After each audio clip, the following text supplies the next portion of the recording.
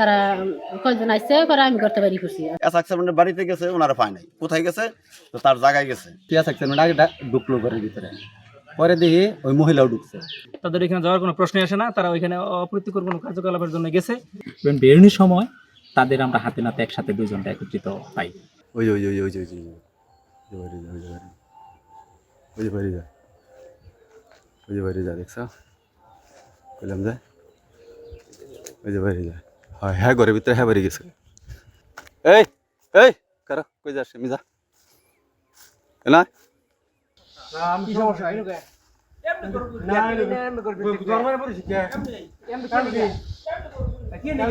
এই না না এনকা কারণ দা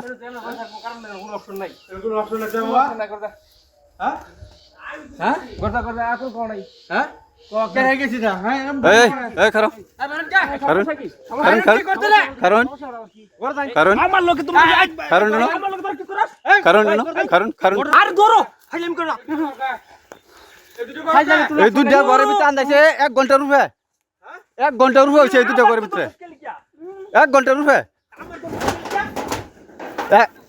1 ঘন্টার রূপে এই দুধটা ঘরের ভিতরে,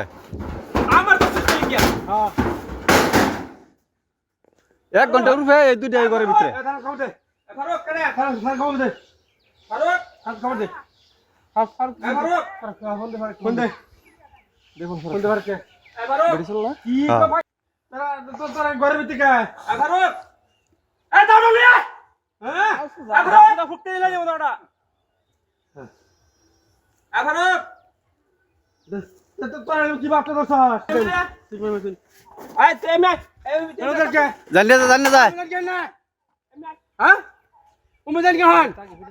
আমি ওই দিক দিয়ে যাইতেছি আফাগুয়ারি, যাওয়ার সময় দেখছি অ্যাসাক্সের আগে ঢুকলো ঘরের ভিতরে, পরে দেখি ওই মহিলাও ঢুকছে, তাই ওইখানে লোক নাই বিদায়ী কেউ মনে করুন যে মানে আমি ওইদিকে আগে গেছি না, মোবাইলের ক্যামেরা বাইর করলে আমি ওইখানে বসে রয়েছি। লোক আসার পরে দেখা গেছে আমরা যে আগে যাওয়া লইছি এ সময় ওই মহিলা ওই ঘর থেকে বাড়িতেছে, পরে যাই আমরা অ্যাসাক্সের ঘরে যাই। ইভেন পরে চাচা আমার সকালবেলা ফোন দেওয়ার প্রেক্ষিতে পরে আমি ওইখানে ঘটনাস্থলে সাথে সাথেই যাই দেখি যে চাচা ওইখানে ইয়াতে বসে রয়েছে। পরে জিজ্ঞেস করলাম যে এখানে কি ঘটনা, পরে বললো যে চেয়ারম্যান সাহেব আর এক মহিলা পরিত্যক্ত একটা বাড়ি আছে, ওই বাড়ির ভিতরে ঘরের ভিতরে তারা দুইজনে একত্রিত বসে রয়েছে। তখন আমি চাচা আর আমার চাচাতো ভাই সুমন এই তিনজনে এখানে বসে থাকার কারণে পরে ফোন দিলাম আরেকজনে, পরে সে আসছে। 4 জনে আমরা ওইখানে আস্তে আস্তে আগানোর ইয়াতে পরে তারা বুঝতে পারে যে এখানে লোক আসছে ঘর থেকে, পায়ের আবাসে কিংবা পায়ের ইয়াতে বুঝতে পারে। পরে তারা ওই মহিলা যে ঘরের ভিতরে ছিল সে ওই ঘর থেকে বের হয়েছে, আর তার 1 মিনিট পরেই ওই ঘর থেকে সেও বের হয়েছে। এবং বেরোনোর সময় তাদের আমরা হাতে নাতে একসাথে দুইজনটা একত্রিত পাই। অনেকবারই কথাবার্তা হয়েছে ওনারা দিয়া, কিন্তু ওই মহিলারা জিজ্ঞাসা করার পরে অনেকবার জিজ্ঞাসা করা হয়েছে বা বিভিন্ন সময় দেখা গেছে মহিলার বাজার সদাই করে দেয়, এরকম ভাবে আমরা কয়েকবার আরো হাতে নাতে ধরছি। ধরার পরে একদিন জিজ্ঞাসা করছি তাহলে তুমি বাজার সদাই করে দেয়, তো পরে উনি বলছে যে আমার স্বামী বিদেশ থাকে, আমার বাজার সদাই করে দেয়। তাহলে বাজার সদাই করে দেওয়ার জন্য তো আরো অনেক লোক আছে, তো তুমি তোমার ছেলে আছে, তোমার ছেলের বলতে পারো। তার এখানে একদিন ধরা হয়েছিল, পরে উনি বলছে আগের বাসা বলছে যে ঠিক আছে যদি আমার ওরকম কিছু অবস্থায় থাকেন তাহলে আমার ধরে দেখান, আমার ধরে দেন।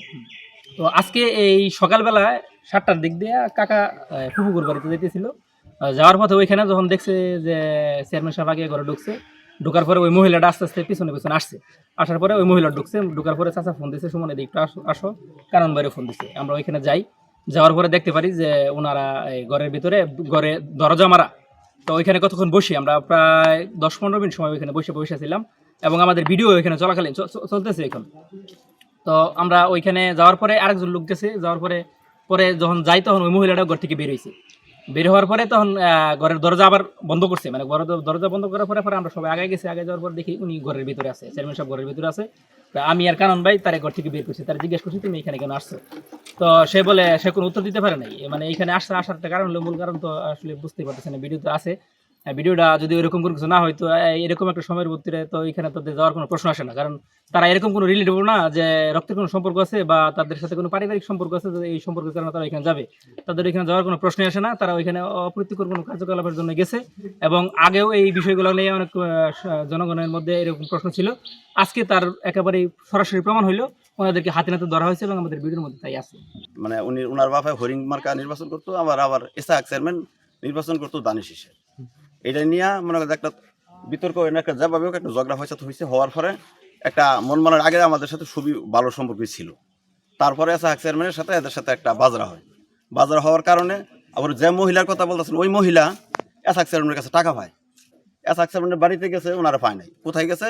তো তার জায়গায় গেছে, তার অন্য জায়গা আছে ওইখানে সে গেছে। যাওয়ার পরে ওই মহিলা টাকা পাইতে ঈদের দিন একটু 2-3 দিন তারা খুঁজতেছে, তারা পায় না।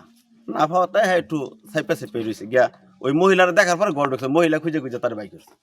বাইকের পরে যাওয়ার পরে মর্ডার হলো এত দূরে, আর ওনাদের বাড়ি হলো এখান থেকে 1 কিলোমিটার দূরে। তাহলে এই সকালে তারা এখানে কি করে যায়? তাহলে অবশ্যই এটা একটা পারিবারিক, এটা একটা আমাদের একটা দ্বন্দ্ব এলাকায় সাকসেস সামনে নির্বাচন করব, তার নির্বাচনটা কীভাবে বানচাল করা যায় এটা হইলো কথা। যে কোনো ক্যান্ডিডেট চিন্তা করে সাকসেস মানে কীভাবে তার হয়রানি করা যায়, তার ফেল করা যায়। এটা লোক পুরাটাই একটা হইলো একটা বানোয়াট একটা সিদ্ধান্ত। এটা পুরাটাই সাজানো একটা নাটক। সাকসেস মানে মানুষ মানে ক্ষতি করার জন্য এটা লাগিয়ে ঘুরে লাগছে যে এইভাবে সাকসেস মানে কোন ফেলে ধ্বংস করা যায়। আজকে ফেসবুকে যে ভিডিওটা আমি দেখলাম, আমি মনে মনে অনেক কষ্ট হয়েছি। এর কারণ আজকে সকালে আমার বাড়ির দক্ষিণ পাশে মনে করেন এই 1000 গজ দক্ষিণে আমার এখানে একটা প্রজেক্ট আছে, ওইখানে 2টা গরু আছে। এই প্রজেক্ট দেখার জন্য আমি এবং আমার ওয়াইফ আমরা ওইখানে যাই, এবং যাইয়ে দেখি আমার টিনের ঘরের 2-3টা টিনের পাতা জোর বৃষ্টি জড়িয়ে নিয়ে গেছে গা। এটা আমরা দেখতেছি আমি ঘরের ভিতরেই, ওরা আমার ওয়াইফ ওইখানে ঘরের ভিতরেই ছিল। যে মেয়েটির কথা বলতেছে, এই মেয়েটা আসলে এই ব্যাপারে মানে যে কথা বলতে চাই, ওই রাস্তাতে যাইতেছে আমার ওয়াইফে এটা দেখা, তারপরে এই মেয়ে পরে আমার ওইখানে গেছে, ঘরে গেছি।